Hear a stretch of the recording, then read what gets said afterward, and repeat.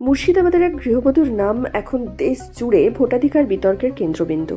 মোস্তারি বানু বনাম নির্বাচন কমিশন এই মামলাটি শুধু একটি ব্যক্তিগত আইনি লড়াই নয়, বরং পশ্চিমবঙ্গের ভোটার তালিকা সংশোধন প্রক্রিয়া নিয়ে তৈরি হওয়া বড় প্রশ্নের প্রতীক হয়ে উঠেছে।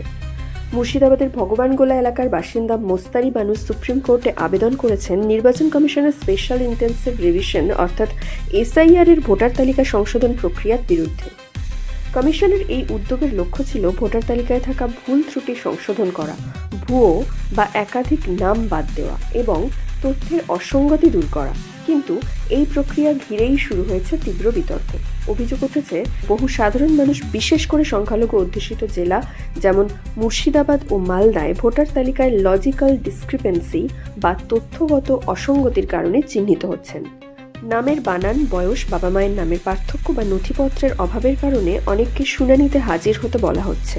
ফলে সাধারণ ভোটারদের মধ্যে তৈরি হয়েছে আতঙ্ক, ভোটাধিকার হারানোর আশঙ্কা। মোস্তারি বানুর আবেদন সেই উদ্বেগকেই সামনে এনেছে। তার বক্তব্য, এই ধরনের প্রক্রিয়া যদি যথাযথ সুরক্ষা ছাড়া চালানো হয় তাহলে বহু প্রকৃত ভোটার অকারণে তালিকা থেকে বাদ পড়ে যেতে পারেন।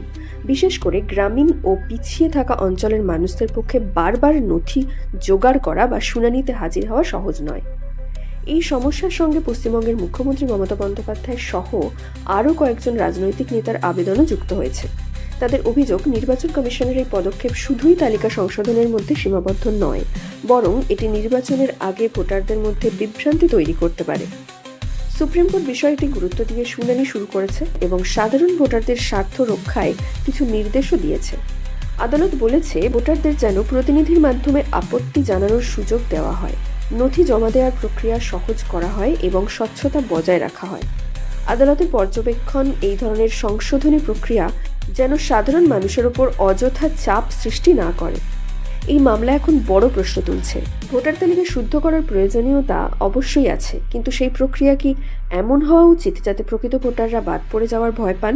নির্বাচন কমিশনের কাজ যেমন ভোটের স্বচ্ছতা বজায় রাখা, তেমনি আদালতের নজর রয়েছে যাতে কোনো নাগরিকের গণতান্ত্রিক অধিকার ক্ষুণ্ণ না হয়।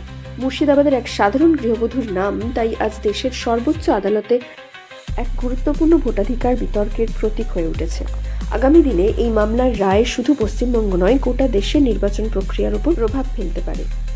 এই খবর নিয়ে আপনার মত কি? ভোটার তালিকা সংশোধন প্রক্রিয়া কি আরও মানবিক ও সহজ হওয়া উচিত? কমেন্ট সেকশনে জানান। ধন্যবাদ।